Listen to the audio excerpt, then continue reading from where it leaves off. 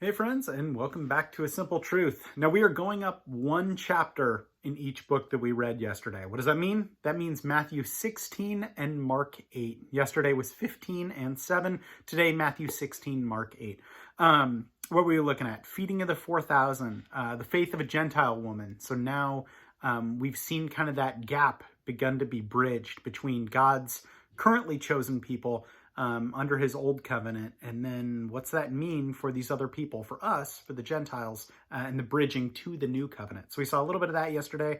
Also, the big one, the idea of uncleanliness not coming from what we eat or maybe what we touch, but actually being the outflowing of our heart or coming out of our mouth. So we saw that.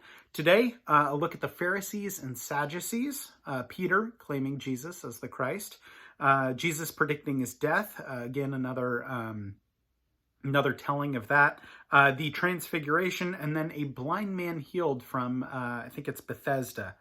It's Bethesda or Bethsaida. We'll see that once again when we get there. Matthew 16 and Mark 8 once again. So, chapter 16. Then the Pharisees and Sadducees came, and testing him, asked that he would show them a sign from heaven. He answered and said to them, "When it is evening, you say, it will be fair weather, for the sky is red, and in the morning it will be foul weather today, for the sky is red and threatening. Hypocrites, you know how to discern the face of the sky, but you cannot discern the signs of the times? A wicked and adulterous generation seeks after a sign, and no sign shall be given to it, except the sign of the prophet Jonah." And he left them and departed. Now, when his disciples had come to the other side, they had forgotten to take bread, and Jesus said to them, "Take heed and beware of the leaven of the Pharisees and Sadducees." And they reasoned among themselves, saying, "It's because we have taken no bread." But Jesus, being aware of it, said to them, "O you of little faith, why do you reason among yourselves because you have bought no bread? Do you not yet understand or remember the 5 loaves of the 5,000, and how many baskets you took up? Nor the 7 loaves of the 4,000, and how many large baskets you took up? How is it that you do not understand that I do not speak to you concerning bread, but beware of the leaven of the Pharisees and Sadducees?" Then they understood that he did not tell them to beware of the leaven of bread, but of the doctrine of the Pharisees and Sadducees. When Jesus came into the region Caesarea Philippi, he said to his disciples, saying, "Who do men say that I, the Son of Man, am?" So they said, "Some say John the Baptist, some Elijah, and others Jeremiah or one of the prophets." He said to them, "But who do you say that I am?" Simon Peter answered and said, "You are the Christ, the Son of the living God." Jesus answered and said to him, "Blessed are you, Simon Bar-Jonah, for flesh and blood has not revealed this to you, but my Father who is in heaven. And I also say to you that you are Peter, and on this rock I will build my church, and the gates of Hades shall not prevail against it. And I will give you the keys of the kingdom of heaven, and whatever you bind on earth will be bound in heaven, and whatever you loose on earth will be loosed in heaven." Then he commanded his disciples that they should tell no one that he was Jesus, the Christ.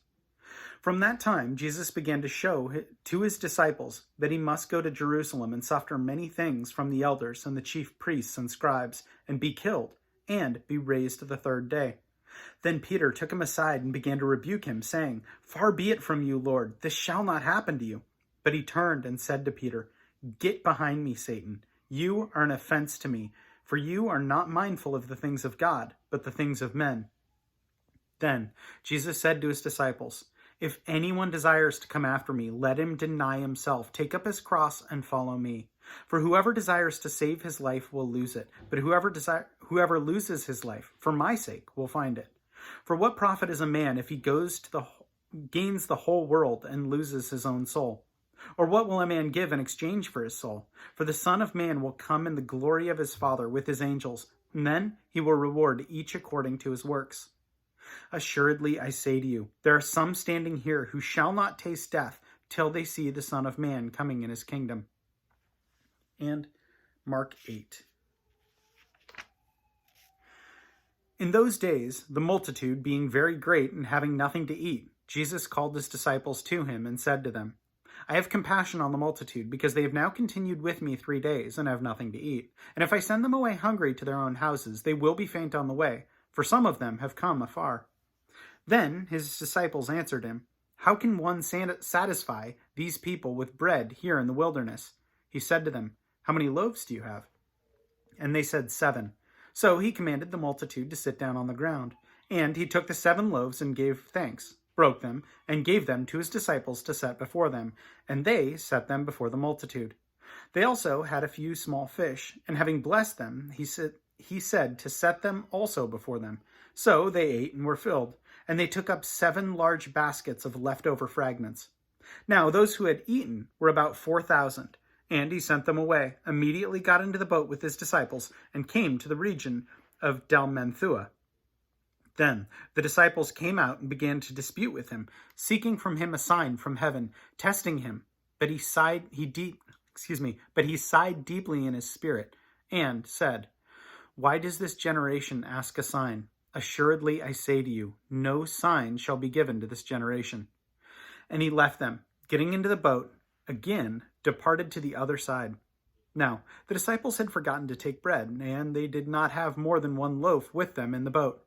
Then he charged them, saying, "Take heed, beware of the leaven of the Pharisees and the leaven of Herod." And they reasoned among themselves, saying, "It is because we have no bread." But Jesus, being aware of it, said to them, "Why do you reason because you have no bread? Do you not yet perceive nor understand? Is your heart still hardened? Having eyes, do you not see? And having ears, do you not hear? And do you not remember when I broke the 5 loaves for the 5,000? How many baskets full of fragments did you take up?" And they said to him, 12. "Also, when I broke 7 for the 4,000, how many large baskets full of fragments did you take up?" They said, 7. So he said to them, "How is it that you do not understand?" Then he came to Bethsaida, and they brought a blind man to him, and he begged him to touch him. So he took the blind man by the hand and led him out of town. And when he had spit on his eyes and put his hands on him, he asked him if he saw anything. And he looked up and said, "I see men, like trees, walking." Then he put his hands on his eyes again and made him look up. And he was restored and saw everyone clearly. Then he sent him away to his house, saying, "Neither go into town nor tell anyone in the town." Now Jesus and his disciples went out to the towns of Caesarea Philippi, and on the road he asked his disciples, saying to them, "Who do men say that I am?" So they answered, "John the Baptist, but some say Elijah, and others one of the prophets." He said to them, "But who do you say that I am?" Peter answered and said to him, "You are the Christ." Then he strictly warned them that they should tell no one about him. And he began to teach them that the Son of Man must suffer many things and be rejected by the elders and the chief priests and scribes and be killed, and after 3 days rise again. He spoke this word openly. Then Peter took him aside and began to rebuke him.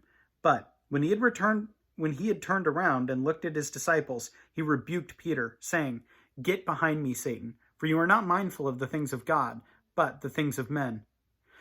When he had called the people to himself, with his disciples also, he said to them, "Whoever desires to come after me, let him deny himself and take up his cross and follow me.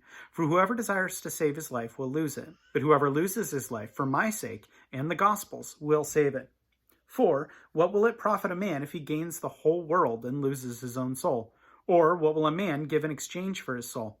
For whoever is ashamed of me and my words in this adulterous and sinful generation, of him the Son of Man will also be ashamed when he comes in the glory of his Father with the holy angels."